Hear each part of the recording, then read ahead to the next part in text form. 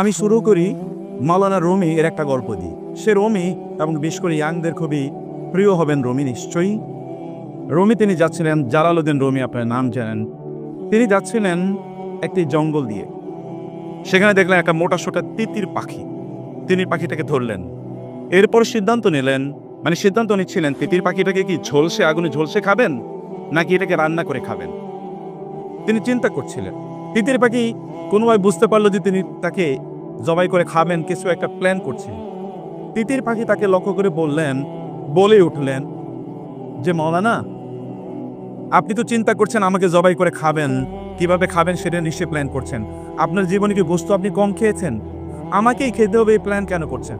বরং আমাকে ছেড়ে দেন, আমি আপনাকে 3টি উপদেশ দেব। মাওলানা রুমি চিন্তা করলেন, ভালোই তো, আচ্ছা আমাকে তুমি বলো। বলে না, আমাকে ছেড়ে দিতে হবে, তাইলে কেবলমাত্র আমি আপনাকে উপদেশ দেব। বলে তোমাকে ছেড়ে দিলে তারপরে তো তুমি চলে যাবে, এরপরে তো তুমি আমাকে ফাঁকি দেবা, তা হবে না, তুমি আমাকে উপদেশ দাও। বলে আচ্ছা ঠিক আছে, আপনি আমাকে ধরে রাখেন, একটা উপদেশ ধরা অবস্থায় দিয়ে বাকিগুলো আমাকে ছেড়ে দিয়া। বলে আচ্ছা বলো।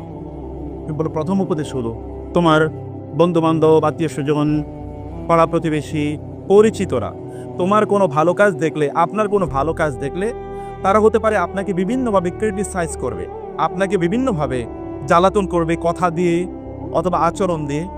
আপনি ওই দিকে একেবারে ভ্রুক্ষেপ করবেন না। আপনার জীবনে যে গোল আছে, লক্ষ্য আছে, উদ্দেশ্য আছে, সেটা নিয়ে আপনি কন্টিনিউ চলতে থাকবেন।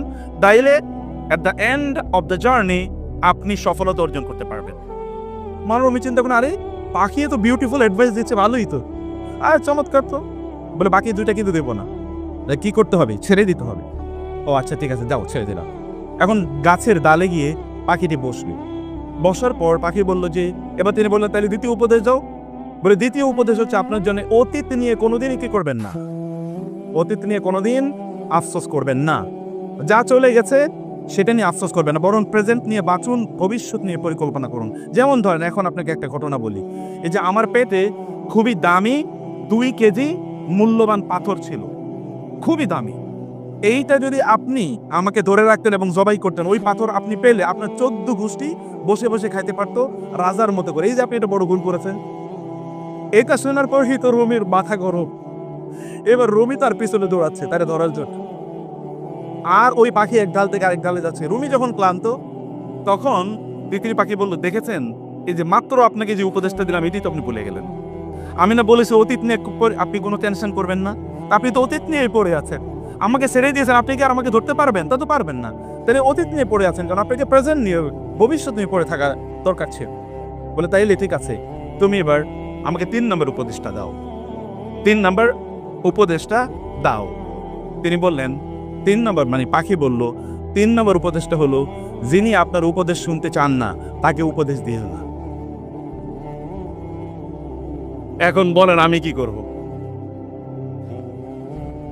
আপনি শুনবেন তো উপদেশ? ওকে, মাশাআল্লাহ, জাযাকুমুল্লাহ খায়ের। এটা নাসিরউদ্দিন হুজা এক জায়গায় গিয়েছিল, আপনারা জানেন তো। ওইখানে যাওয়ার পর মানে তাকে আসলে বিপদে ফেলতে চেয়েছিল, কারণ যেখানে যান ওইখানে সুন্দর কথা বলেন তিনি, প্রশ্নের উত্তর ভালো করিয়ে দেন। তো এবার এমন প্রশ্ন করলো যে প্রশ্নের উত্তর উনি জানেন না। এখন লোকেরা চিন্তা করলো যে আপনারা কি এখানে মোটামুটি সবকিছু জানেন? বলে হ্যাঁ, আমরা মোটামুটি জানি। আচ্ছা ঠিক আছে, উনি যে প্রশ্ন করেছেন এই প্রশ্নের উত্তর কারা কারা জানেন? তো একেবারেই জানেন এরকম তো বলতে পারেন। একদল লোক হাত তুললো একেবারে হালকা করে যে জানি, আর আরেক দল হাত তোলে নেই। তিনি বললেন যে যারা জানেন তারা ওনাদেরকে জানিয়ে দেন, আসসালামু আলাইকুম রহমতুল্লাহ। তা আমি হয়তো যা বলবো হতে পারে most of the things will be known to you, but still it is a reminder.